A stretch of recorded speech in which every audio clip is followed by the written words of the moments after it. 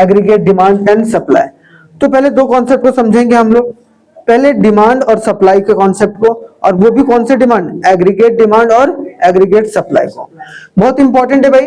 Demand का मतलब क्या होता है, अगर कोई भी बंदा अगर कुछ भी खरीदने का सोच रहा है, क्या कर रहा है, अगर कुछ भी विश कर रहा है, विश टू परचेज, ठीक है, विश टू परचेज, कोई परचेज सोच रहा है कि मेरे को ये खरीदना है, और अगर उसके पास उतना रुपया है कि वो उस पर्टिकुलर चीज को खरीद सकता है, जैसे कि वो सोच रहा है कार खरीदने का, और कार उसके पास 10 लाख रुपए का, ठीक है, मतलब 10 लाख रुपए का कार है वो, तो अगर वो खरीदना चाह रहा था, अगर उसके पास परचेसिंग पावर है तो डिमांड क्रिएटेड है।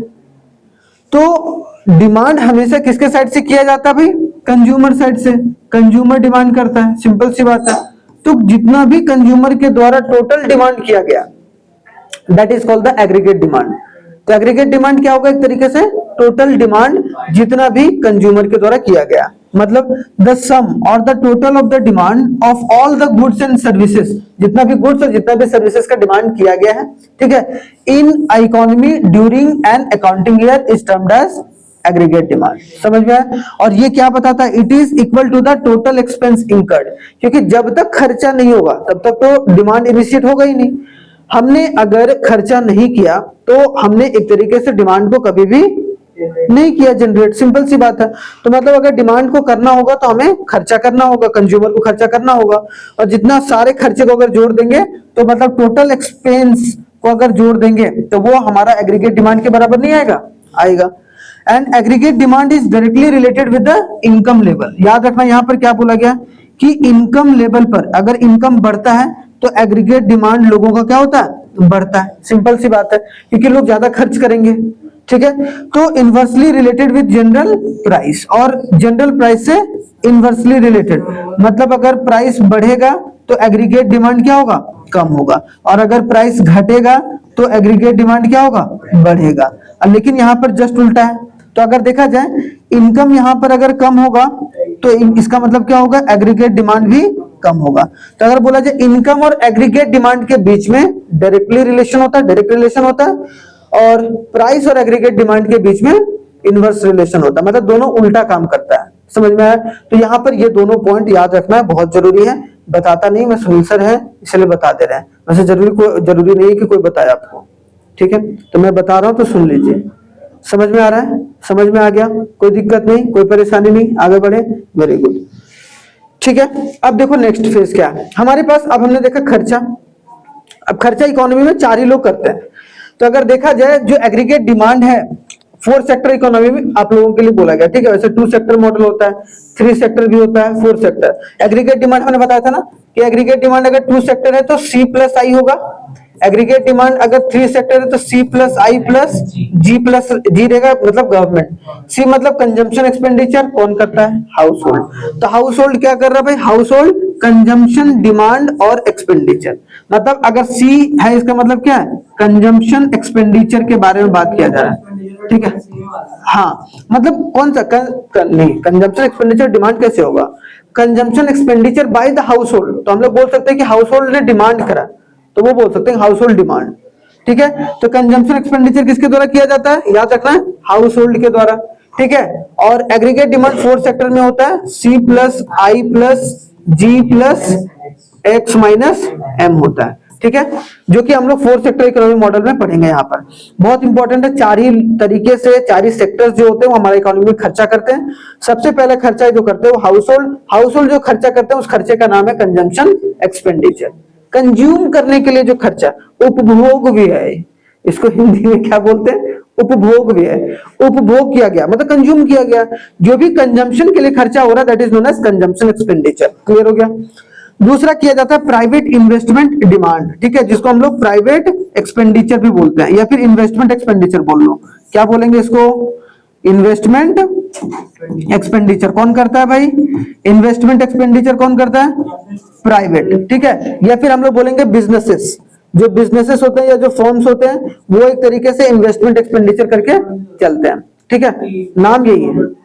अभी वो अलग चीज है, उसको इससे रिलेट नहीं करना है, ठीक है। यहाँ पर क्या, जो भी प्राइवेटली खर्चा किया जा रहा है, इन्वेस्ट किया जा रहा है, तो वो हमारा क्या होगा, इन्वेस्टमेंट एक्सपेंडिचर। और ये कभी भी इफेक्ट किससे होता है, रेट ऑफ इंटरेस्ट। और अगर मान लो कि रेट ऑफ इंटरेस्ट ज्यादा है तो लोग ज्यादा इन्वेस्ट करेंगे, अगर रेट ऑफ इंटरेस्ट कम है तो कम इन्वेस्टमेंट होगा, सिंपल सी बात है। सेम उसी तरीके से मार्जिनल एफिशिएंसी ऑफ कैपिटल, यहाँ पर कैपिटल की क्षमता जो है वो एक तरीके से बढ़ती है और घटती है, उसकी वजह से इन्वेस्टमेंट भी घटता और बढ़ता है। ठीक है, तो हमने जान लिया भाई प्राइवेट जो इन्वेस्टमेंट है या प्राइवेट जो इन्वेस्टमेंट डिमांड है उसमें जो खर्चा होता है वो इन्वेस्टमेंट एक्सपेंडिचर के तौर पर हम लोग जानते हैं, जिसको किससे डिनोट करते हैं, आई से। कंजम्पशन एक्सपेंडिचर को सी से। गवर्नमेंट एक्सपेंडिचर जिसको हम लोग गवर्नमेंट एक्सपेंडिचर के तौर पर भी बोलते हैं, जो कि एक तरीके से सरकार डिमांड करती है भाई। ठीक है, गवर्नमेंट डिमांड करती है, गवर्नमेंट अपने हॉस्पिटल्स में बहुत सारी चीजों का डिमांड करके चीजों को लगाती है कि नहीं, खर्चा करती है सरकार भी।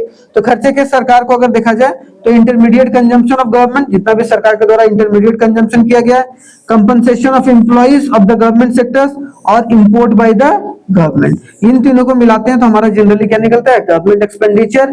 और गवर्नमेंट एक्सपेंडिचर को जी से डिनोट करते हैं, याद रखना यह तीनों चीज।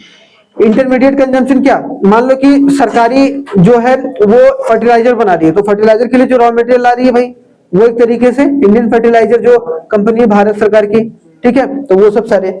उसके बाद फोर्थ अगर देखा जाए तो नेट एक्सपोर्ट। नेट एक्सपोर्ट क्या होता है भाई, एक्सपोर्ट माइनस इंपोर्ट। एक्स का मतलब एक्सपोर्ट, एम का मतलब इंपोर्ट। तो अगर लास्टली देखा जाए aggregate demand four sector economy में क्या लिखते हैं भाई, एग्रीगेट डिमांड सी प्लस आई प्लस जी माइनस एक्स माइनस एम। समझ में आ गया? तो ये हमारा फोर सेक्टर इकोनॉमी मॉडल का एग्रीगेट डिमांड निकलता है। क्लियर हो गया यहां तक? बहुत अच्छी बात है। अगर आगे देखा जाए नेक्स्ट, तो what do mean by aggregate supply. Aggregate demand में हमें समझ में आ गया कि एग्रीगेट सप्लाई या एग्रीगेट डिमांड क्या होता है। एग्रीगेट डिमांड ये जरूर याद रखना कि aggregate demand is equal to C plus I होता है टू सेक्टर इकोनॉमी मॉडल में। ठीक है, टू सेक्टर में ये बहुत जगह इस्तेमाल होने वाला है, टू सेक्टर इकोनॉमी मॉडल में। याद रखना टू सेक्टर इकोनॉमी मॉडल में क्या होता है भाई, हमारा एक तरीके से सी प्लस आई निकल के आता है, हाँ या ना। तो इसको आने वाले समय में फॉर्मूले में इस्तेमाल करेंगे, इसीलिए ये नोट करके इंपॉर्टेंट में कहीं लिख लेना। और ऑनलाइन वाले बच्चे आप लोग भी ध्यान से इसको देखना है, बहुत इंपॉर्टेंट चैप्टर है। अब आते हैं एग्रीगेट सप्लाई। सप्लाई कौन करता है, सप्लाई प्रोड्यूसर करता है या फिर सेलर करता है। तो मान लो जितना भी it is the value money value of the final goods and service और a national product produced in an economy during a accounting year. जितना भी सप्लायर के द्वारा, सारे सप्लायर के द्वारा जितना भी गुड्स एंड सर्विस, क्या बोला गया, जितना भी सप्लायर के द्वारा जितना भी टोटल गुड्स एंड सर्विस क्या किया गया भाई, प्रोड्यूस किया गया है। क्या किया गया, प्रोड्यूस किया गया है और उसको सेल करने के लिए तैयार हैं, उसके वैल्यू को हम लोग क्या बोलेंगे, एग्रीगेट सप्लाई। कि भाई एग्रीगेट सप्लाई मान लो 50,000 करोड़ का सामान जो है हमारे देश में बना है और उसको बेचने की बात की जा रही है, मतलब हमारा एग्रीगेट सप्लाई कितना होगा, 50,000 करोड़ का। और सप्लाई जो होता है हमेशा किसके साइड से होता है, प्रोड्यूसर साइड से या फिर सेलर साइड से। ठीक है, तो याद रखना बहुत इंपॉर्टेंट है। आगे अगर देखा जाए तो जैसे कि हमने वहां देखा भाई aggregate demand 2 sector 3 sector 4 sector, यहां पर भी एग्रीगेट सप्लाई आता है। क्या आता है भाई, एग्रीगेट सप्लाई। एग्रीगेट सप्लाई का मतलब हमने दूसरा नाम भी देखा अभी, क्या होता है, इसको क्या बोलते हैं, टोटल सप्लाई का नाम भी देते हैं। कि सारा सप्लाई अगर जोड़ दें तो हमारा एग्रीगेट सप्लाई निकल के आता है। तो यहाँ पर दो चीजें, एक तो कंजम्पशन एक्सपेंडिचर सी के द्वारा डिनोट किया जाता है और एक है सेविंग। तो अगर बोला जाए, गलत नहीं होगा, कि aggregate supply is equal to क्या होता है, सी प्लस एस। जैसे कि एग्रीगेट डिमांड क्या होता है, अभी मैंने बताया सी प्लस आई, सेम उसी तरीके से aggregate supply C plus S होता है। आगे चलकर हो जाता है भाई सेविंग, जितना सेविंग बढ़ता है उसी से पता चलता है कि आपके देश में कितना इन्वेस्टमेंट होगा। तो जिसके वजह से जो एस इज इक्वल टू आई होता है और इसके जगह पर यहाँ पर देखो एस की जगह पर क्या हो गया, आई आ गया। तो saving is equal to investment होता है। बस याद रखना कि एग्रीगेट सप्लाई के दो कंपोनेंट, टोटल सप्लाई दो तरीके से, एक तो कंजम्पशन पर निर्भर करता है कि कंज्यूम कितना किया एक्सपेंडिचर, और बाकी सेविंग। इन दोनों से क्या डिपेंड करता है या क्या निकलता है भाई, एग्रीगेट सप्लाई। ठीक है, और एग्रीगेट डिमांड तो मैंने बताया सी प्लस आई, और ये कैसे आया, एस इज इक्वल टू आई की वजह से। ठीक है, अभी आगे पढ़ेंगे पूरा ग्राफ के तौर पर, बस यहाँ पर जनरल चीजें